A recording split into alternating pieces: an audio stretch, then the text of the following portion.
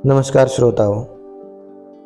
आज हम सुनेंगे एक लोक कथा जिसका नाम है सुनो सबकी करो मन की। यह कहानी शुरू होती है मेहता जी की दुकान से। दिल्ली में रहने वाले मेहता जी ने मिठाइयों की एक दुकान खोली। नाना प्रकार की एक से एक स्वादिष्ट और दिखने में सुंदर मिठाइयाँ थी। मेहता जी ने दुकान के बाहर एक बोर्ड लगाया जिसमें लिखा था, हमारे यहाँ देसी घी से बनी मिठाइयाँ मिलती हैं।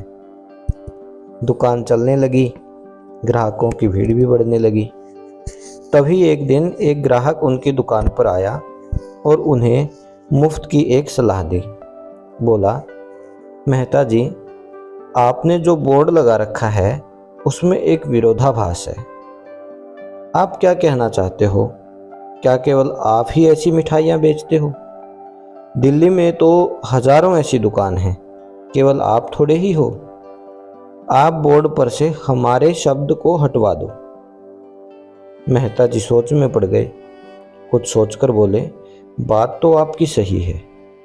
तो मेहता जी ने सोच विचार के बाद हमारे शब्द को बोर्ड से हटवा दिया। अब बोर्ड पर लिखा रह गया, यहाँ देसी घी से बनी मिठाइयाँ मिलती हैं। कुछ दिन बाद एक और ऐसे ही महानुभाव आ टपके और बोर्ड पर लिखे शब्दों पर ज्ञान झाड़ते हुए बोले, मेहता जी, आपको बोर्ड पर यहाँ शब्द क्यों लिखा है?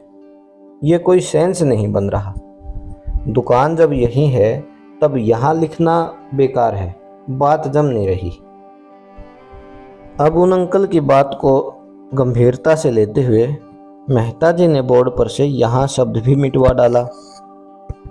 अब बोर्ड पर लिखा था, देसी घी की मिठाइयाँ मिलती हैं।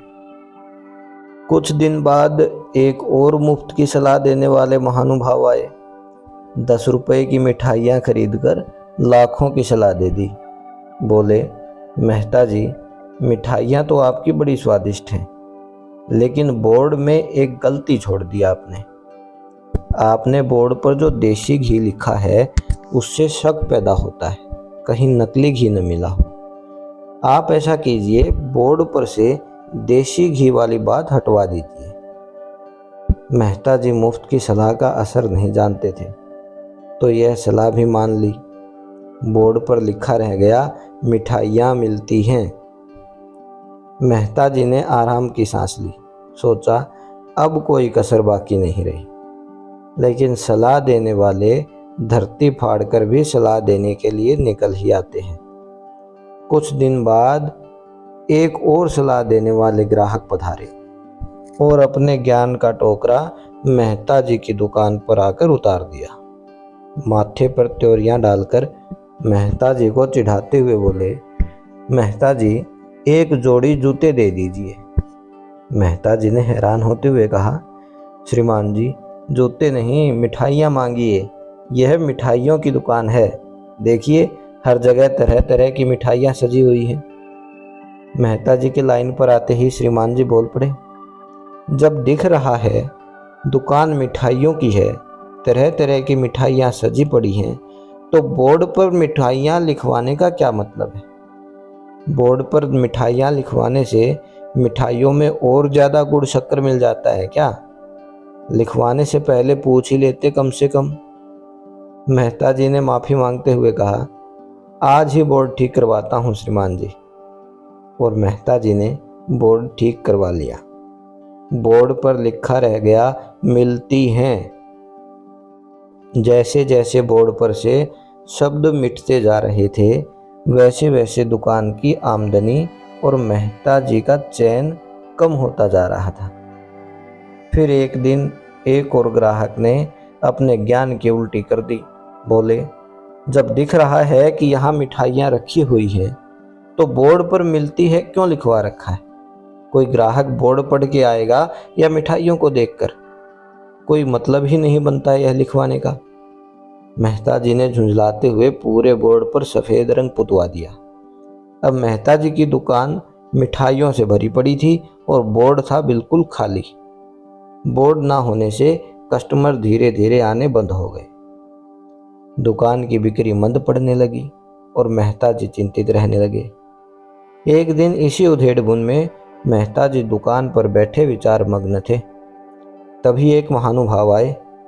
दुकान में इधर उधर देखकर पूरा जायजा लेते हुए मेहता जी से बोले, भले आदमी, इतनी सुंदर दुकान बना रखी है, स्वादिष्ट मिठाइयाँ सजा रखी हैं, दसियों कारिंदे काम कर रहे हैं, लेकिन बाहर बोर्ड क्यों सफ़ेद रंग से पुतवा रखा है? इस पर लिखवाते क्यों नहीं कि हमारे यहाँ देसी घी से बनी मिठाइयाँ मिलती हैं? यह सुनकर मेहता जी ने सलाह देने वाले की ओर देखा और देखते ही रह गए। तो श्रोताओं, जीवन में प्रत्येक कदम पर हमें सुझाव देने वाले मिलेंगे। हमें सबके सुझावों को आदर से सुनना चाहिए और उन पर विचार भी करना चाहिए। करना वही चाहिए जो हमारे अनुकूल हो। लोगों के परामर्श के साथ हमें अपनी बुद्धि से भी काम लेना चाहिए। आज की कहानी आपको कैसी लगी, इस बारे में ज़रूर सुझाव दें। अगर अच्छी लगी है तो अपने परिवार में, अपने दोस्तों के साथ कहानी को शेयर ज़रूर करें। इस वीडियो को लाइक करें और हमारे चैनल को सब्सक्राइब करें। धन्यवाद।